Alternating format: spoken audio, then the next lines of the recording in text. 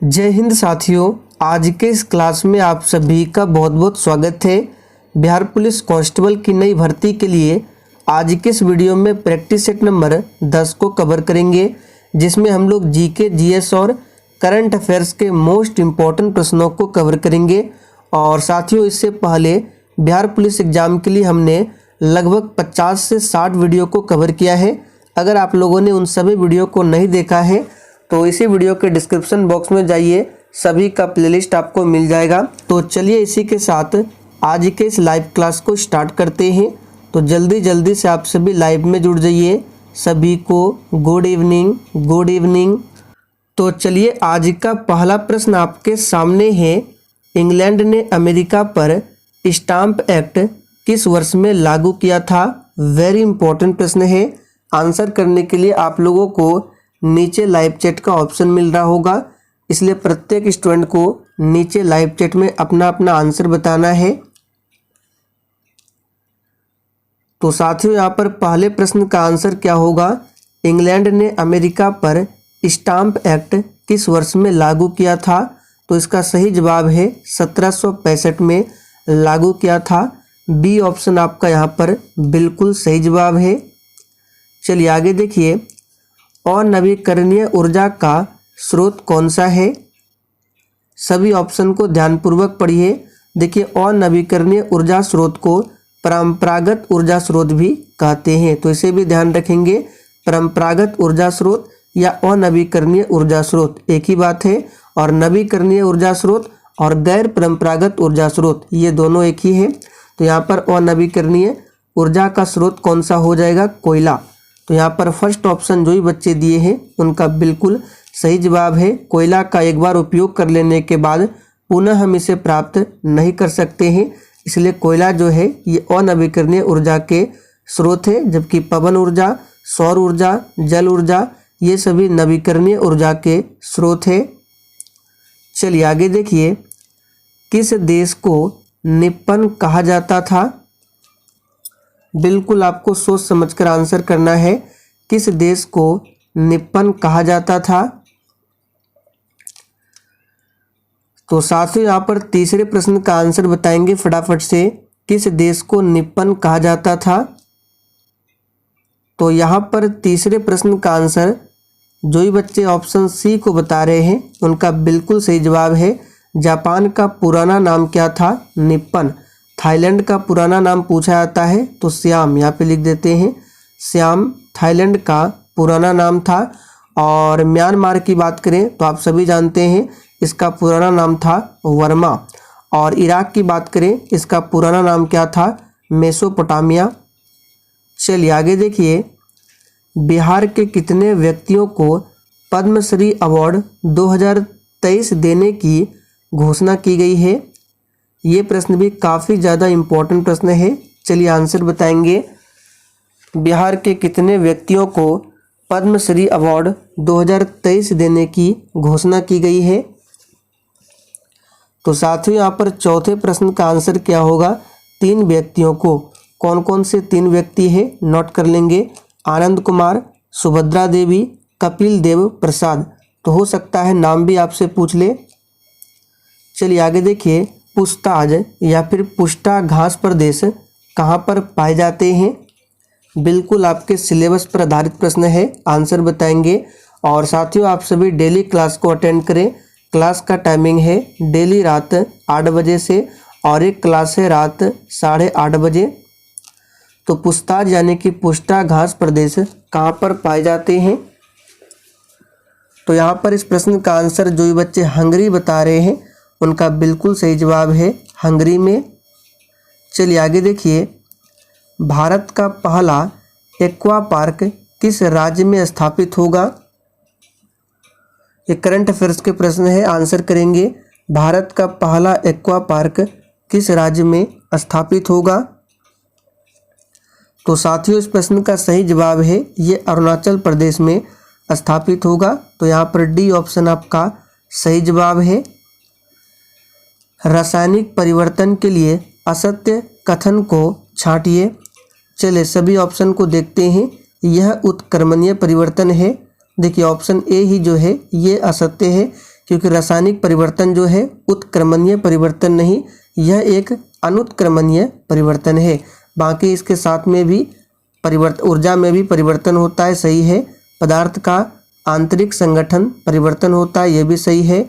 नए उत्पाद का निर्माण होता है, यह भी सही है। तो यहाँ पर ऑप्शन ए जो है ये असत्य है। निम्नलिखित में से कौन सा भाग मनुष्य के नर प्रजनन तंत्र में होता है? चलिए 8 के लिए आंसर बताइए। इनमें से कौन सा भाग मनुष्य के नर प्रजनन तंत्र में होता है? तो साथियों देखिए, गर्भाशय, अंडवाहिका, अंडाशय, ये सभी मादा प्रजनन तंत्र के भाग है, जबकि ऑप्शन सी में जो दिया है ये नर प्रजनन तंत्र का हिस्सा है। तो यहाँ पर सी ऑप्शन आपका सही जवाब है। चलिए आगे देखिए, भारतीय संविधान के अनुच्छेद 368 का संबंध किससे है? और प्रश्नों के साथ हम आपको जितने भी एक्स्ट्रा फैक्ट को बता रहे हैं आपको ध्यानपूर्वक सुनना है, और आप लोग डेली नोट्स जरूर तैयार कीजिए। जितने भी एक्स्ट्रा फैक्ट को बताते हैं एग्जाम के लिए काफ़ी ज़्यादा इम्पोर्टेंट रहेगा। तो अनुच्छेद 368 और भाग 20 ये जो संबंधित है संविधान संशोधन से, तो यहाँ पर डी ऑप्शन सही जवाब है। और संविधान संशोधन की प्रक्रिया को दक्षिण अफ्रीका के संविधान से लिया गया है। चलिए आगे देखिए, भारत में पर्यावरण संरक्षण अधिनियम किस वर्ष में लागू किया गया? चलिए आंसर बताएंगे 10 के लिए। और जिसने अभी तक सेशन को लाइक नहीं किया है, अगर सेशन आपको पसंद आ रहा है तो आप सभी सेशन को फटाफट से एक बार लाइक कर दें। तो भारत में पर्यावरण संरक्षण अधिनियम किस वर्ष में लागू किया गया? तो इसका सही जवाब है 1986 में। डी ऑप्शन आपका सही जवाब है। बाकी 1972 में वन्य जीव संरक्षण अधिनियम आया था और 1973 में प्रोजेक्ट टाइगर।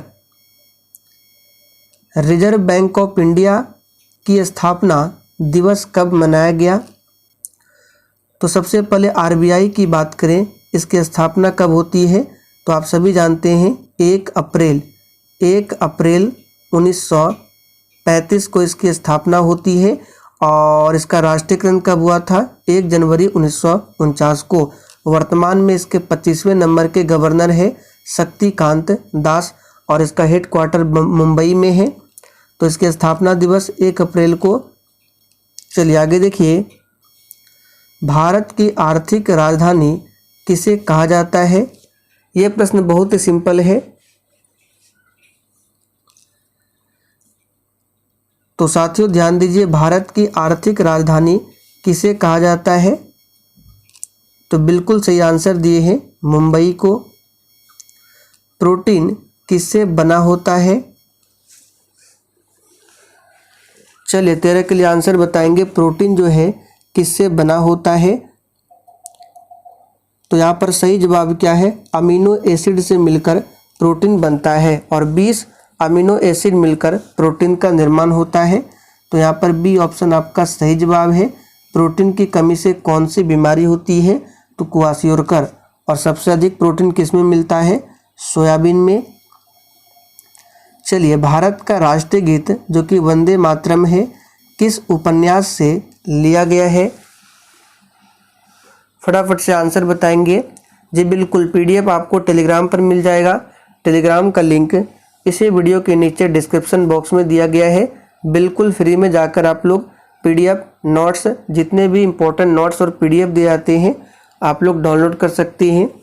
तो भारत का जो राष्ट्रीय गीत है वंदे मातरम, रचयिता कौन है? बंकिम चंद्र चटर्जी। ये लिया गया है आनंद मठ से। तो यहाँ पर फर्स्ट ऑप्शन जो ही बच्चे दिए हैं बिल्कुल सही जवाब है। अदिस अबाबा किस देश की राजधानी और सबसे बड़ा शहर है? चलिए साथियों 15 के लिए आंसर बताएंगे। और कल हम लोग रात 8 बजे मैराथन क्लास को कवर करेंगे, इसलिए कल की क्लास को बिल्कुल भी मिस मत करना। उसमें हम लोग प्रीवियस ईयर प्रश्नों को भी डालेंगे जो हमने आपको प्रैक्टिस सेट में बताया था, ताकि आपका प्रॉपर तरीके से रिवीजन भी हो। तो अदिस अबाबा किस देश की राजधानी और सबसे बड़ा शहर है? तो याद रखिएगा इथियोपिया। यहाँ पर बी ऑप्शन सही जवाब है। नॉर्वे की राजधानी कहाँ पर है, आप लोग कमेंट करके बताइए। 33वें 2024 ओलंपिक खेलों की मेज़बानी किसके द्वारा होगी। चलिए 16 के लिए आंसर कीजिए। और साथियों आपकी जानकारी के लिए बता देते हैं, बिहार पुलिस के एग्ज़ाम में 5 से 6 करंट अफेयर्स के प्रश्न भी पूछे जाते हैं, तो करंट अफेयर्स के प्रश्नों को इग्नोर ना करें। तो जो भी इम्पोर्टेंट करंट अफेयर्स होंगे जो आपके एग्ज़ाम में पूछे जा सकते हैं, मैं आपको प्रैक्टिस सेट के माध्यम से कवर करा दूंगा। तो 2024 ओलंपिक खेल जो है ये 33वां है 2024 में, और इसकी मेज़बानी जो की जाएगी किसके द्वारा, तो यहाँ पर सही जवाब है फ्रांस की राजधानी पेरिस के द्वारा। राजा राम मोहन राय को राजा की उपाधि किस मुगल बादशाह ने दिया था। चलिए आंसर बताइए 17 के लिए।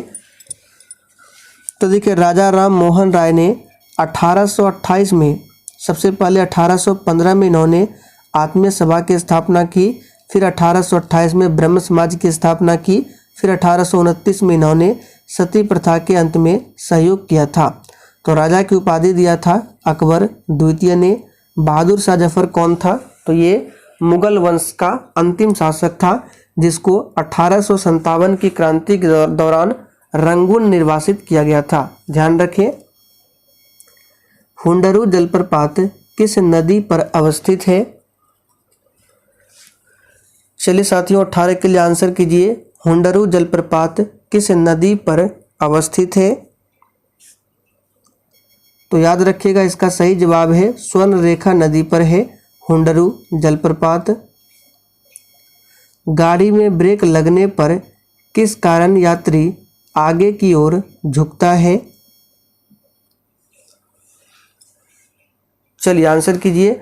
और देखिए अभी तक आप लोगों ने सेशन को लाइक नहीं किया है, फटाफट से आप सभी सेशन को लाइक कर दें, फिर सेशन को देखना है। चलिए, तो गाड़ी में ब्रेक लगने पर किस कारण यात्री आगे की ओर झुकेगा, तो याद रखिएगा ये है जड़त्व, यहाँ पे जड़त्व होगा। और इसी जड़त्व के नियम को न्यूटन के गति का पहला नियम भी कहा जाता है, जड़त्व के नियम को। पोंग बांध कहाँ पर स्थित है। चलिए आंसर करेंगे। देखिए बिहार दरोगा के एग्जाम में पूछा गया था थीन बांध, तो थीन बांध आप सभी जानते हैं, हमने आपको बताया था कि ये पंजाब में है रावी नदी पर। जबकि पोंग बांध की बात करें तो ये व्यास नदी पर है। किस नदी पर, व्यास नदी पर। और किस राज्य में, तो हिमाचल प्रदेश में। यूनिसेफ का हेडक्वार्टर कहाँ पर स्थित है। ये सभी सिलेक्टेड प्रश्न है, जैसे कि यूनिसेफ हो गया, यूनेस्को हो गया, हेडक्वार्टर पूछा जाता है। तो यूनिसेफ का मुख्यालय आप सभी जानते हैं न्यूयॉर्क में है, और यूनेस्को का पूछे तो फ्रांस की राजधानी पेरिस में है यूनेस्को का मुख्यालय। वाशिंगटन डीसी में किसका है, तो वर्ल्ड बैंक और IMF इंटरनेशनल मॉनेटरी फंड, इस दोनों का मुख्यालय कहाँ पर है, वाशिंगटन डीसी में। जिनेवा की बात करें तो स्विट्जरलैंड में जिनेवा है, और यहाँ पर WHO WTO इन सभी का हेडक्वार्टर है। प्रोटीन का टूटना कहाँ पर होता है।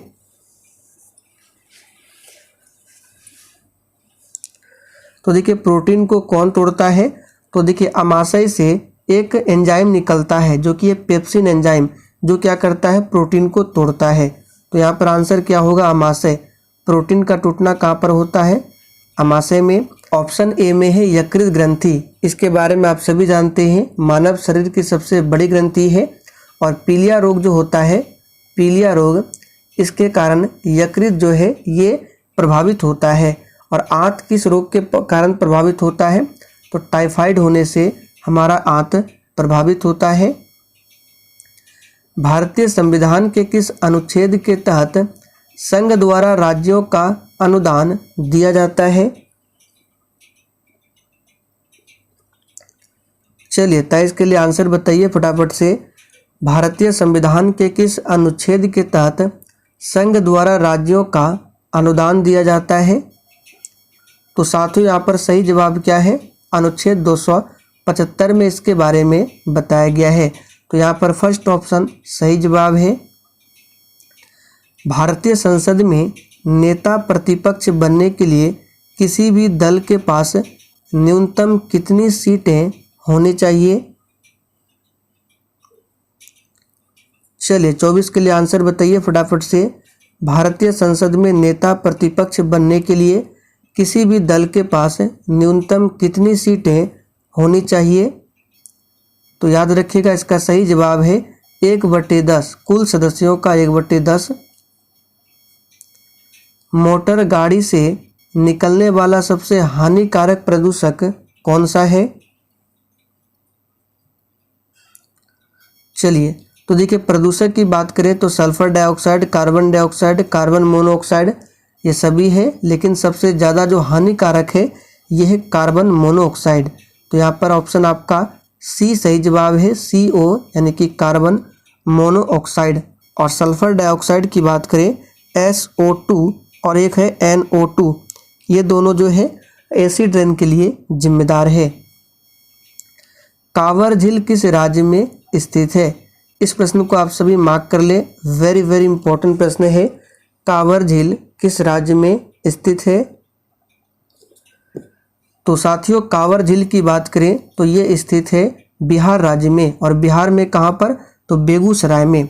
तो सी ऑप्शन आपका सही जवाब है। और कांवर झील इसलिए इम्पोर्टेंट बनेगा क्योंकि इसे अभी हाल ही में रामसर साइट का दर्जा दिया गया है कांवर झील को। तो बिहार के बेगूसराय में है। बिहार के किस जिले में नागी बांध स्थित है? चलिए 27 के लिए आंसर बताएंगे फटाफट से। बिहार के किस जिले में नागी बांध स्थित है? तो साथियों यहाँ पर आंसर है जमुई। बिहार के जमुई में नागी बांध स्थित है। और एक ध्यान रखना है, कलरव पक्षी उत्सव, हो सकता है इस बार पूछ ले कि कलरव पक्षी उत्सव, यहाँ पे लिख देते हैं कलरव पक्षी उत्सव, ये किस राज्य में होता है? तो ये बिहार का पहला पक्षी उत्सव है कलरव पक्षी उत्सव, ध्यान रखें। निम्न में से कौन सी धातु या फिर मिश्र धातु सर्वाधिक प्रत्यास्थ है? चलिए 28 के लिए आंसर बताएंगे। और दोस्तों अगर आप लोगों ने इस वीडियो को नहीं देखा है तो जाकर देख लीजिए, इसमें बिहार सामान्य ज्ञान के प्रश्नों को कराया गया है जो आपके एग्जाम के लिए भी इम्पोर्टेंट रहेगा। तो इसका लिंक आपको डिस्क्रिप्शन बॉक्स में मिल जाएगा या फिर इसका लिंक मैं यहाँ पर दे दूंगा, आप लोग क्लिक करके देख सकते हैं। तो 28 का यहाँ पर आंसर हो जाएगा स्टील, यानी कि स्टील जो है ये सबसे क्या है? प्रत्यास्थ है। और सबसे कम प्रत्यास्थ पूछा जाता है तो आप लोग बताइएगा रबड़। रबड़ जो है सबसे कम प्रत्यास्थ है। गंगा, गंडक तथा सोन नदी के संगम पर कौन सा शहर बसा हुआ है?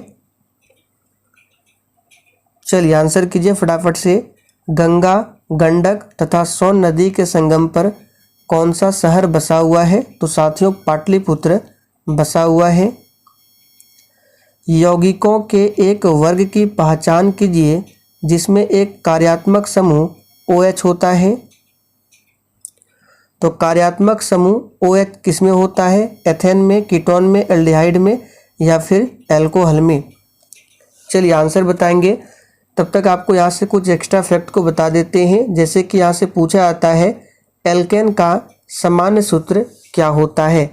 तो देखिए एल्केन का सामान्य सूत्र होता है CnH2n+2। ये एल्केन का सामान्य सूत्र है। और एल्काइन का पूछे तो CnH2n-2। एल्केन में +2 ऐड करना है और एल्काइन में -2 ऐड करना है। और एल्किन में कुछ नहीं करना है, सिर्फ CnH2n। तो तीनों को ध्यान रखें, एग्जाम के लिए इम्पोर्टेंट रहेगा। तो OH कार्यात्मक समूह ये अल्कोहल का है। ईथर का पूछा जाता है क्या होता है, आप लोग बताइए। तो 18 वोल्ट की बैटरी से चलने वाला एक विद्युत बल्ब 3 एम्पियर विद्युत धारा लेता है तो बल्ब का प्रतिरोध क्या होगा? चलिए यहाँ पे ऑप्शन गलत है, आंसर बताएंगे। तो जैसे कि आप सभी जानते हैं यहाँ पर आंसर क्या होगा? तो V बराबर क्या होता है? IR। इस फॉर्मूले को आप सभी जानते हैं। यहाँ पे प्रतिरोध निकालना है यानी कि R बराबर निकालना है, तो V/I। अब यहाँ पे देखिए क्या करेंगे, V कितना है? 18 वोल्ट है और I यानी कि विद्युत धारा 3 एम्पियर है, तो 3 से 18 को काटिए यानी कि 6 ओम। इसका आंसर क्या होगा? 6 ओम। एक अल्फा कण व एक प्रोटॉन की गतिज ऊर्जा समान है तो उनकी तरंग दैर्घ्य का अनुपात क्या होगा? देखिए, एक अल्फा कण और एक प्रोटॉन है, इसकी गतिज ऊर्जा यानी काइनेटिक एनर्जी क्या है? समान है। काइनेटिक एनर्जी का फॉर्मूला आप सभी जानते हैं, हाफ mv² होता है। यहाँ पर बताना है इनकी इनकी तरंग दैर्घ्य का अनुपात क्या है। तो इस प्रश्न को डायरेक्ट याद कर लीजिए, 1:2। नालंदा विश्वविद्यालय को किसने ध्वस्त किया था? चलिए, बिल्कुल शानदार प्रश्न है। नालंदा विश्वविद्यालय निर्माण किसने करवाया था? तो कुमारगुप्त प्रथम ने। और नालंदा विश्वविद्यालय गुप्त काल में शिक्षा का प्रसिद्ध केंद्र था और इसको ध्वस्त किया था बख्तियार खिलजी ने।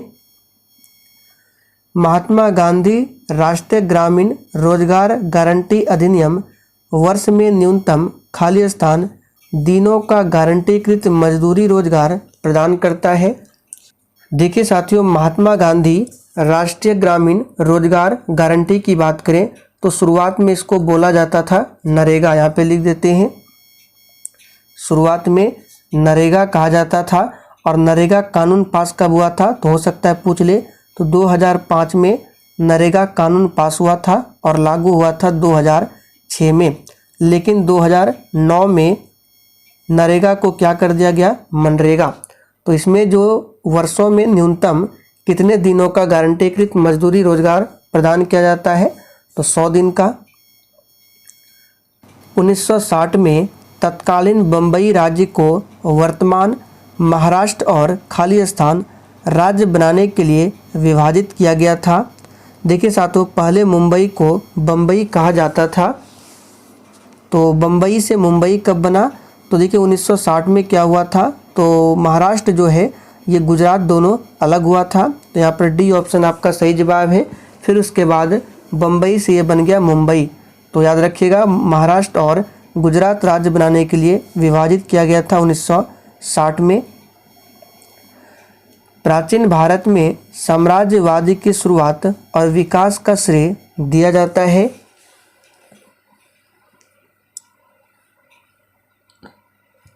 चलिए 36 के लिए आंसर कीजिए फटाफट से।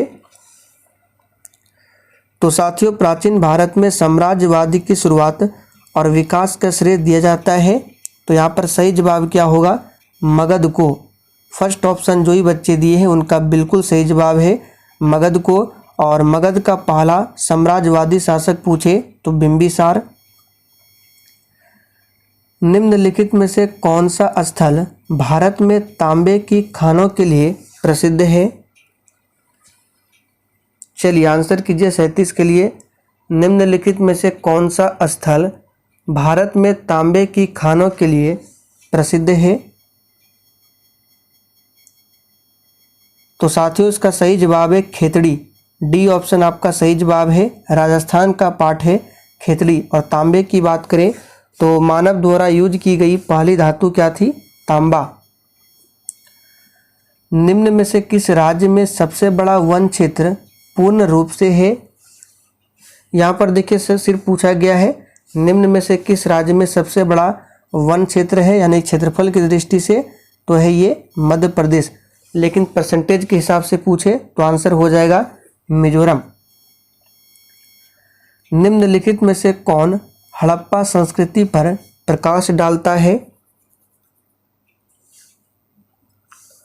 तो इसका सही जवाब है पुरातात्विक खुदाई। चट्टानों को काटकर बनाए गए महाबलीपुरम के मंदिरों का निर्माण किसके द्वारा करवाया गया था? तो ये जो महाबलीपुरम के मंदिरों का निर्माण है पल्लव नरेश नरसिंहवर्मन प्रथम के द्वारा करवाया गया था। तो यहाँ पर फर्स्ट ऑप्शन सही जवाब है। भारतीय जीवन बीमा निगम की स्थापना कब होती है, जिसको LIC कहा जाता है? चलिए आंसर बताएंगे फटाफट से। तो जिसको LIC बोलते हैं, भारतीय जीवन बीमा निगम, इसकी स्थापना होती है 1956 में। नई मुद्रा यूरो किस वर्ष में प्रारंभ की गई?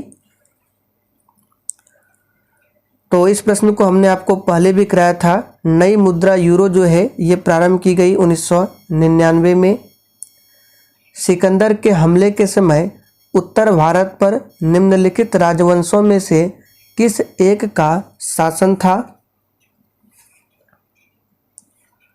तो साथियों यहाँ पर आंसर क्या हो जाएगा? तो सिकंदर के हमले के समय उत्तर भारत पर किस राजवंश का शासन था? तो नंद। यहाँ पर फर्स्ट ऑप्शन सही जवाब है। नंद वंश की स्थापना किसने की थी? महापद्म नंद ने। और सिकंदर की बात करें, सिकंदर ने 326 ईसा पूर्व में भारत पर आक्रमण किया था।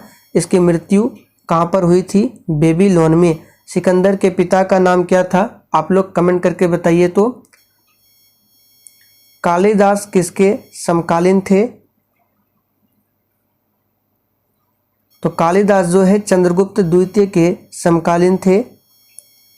आगे देखिए, निम्न में से किस मुगल सम्राट ने शिक्षा संबंधी सुधार किए थे? तो शिक्षा संबंधी सुधार किस मुगल सम्राट ने किया था? अकबर ने। यहाँ पर डी ऑप्शन सही जवाब है। गुरु नानक ने अपना उत्तराधिकारी किसे नियुक्त किया था?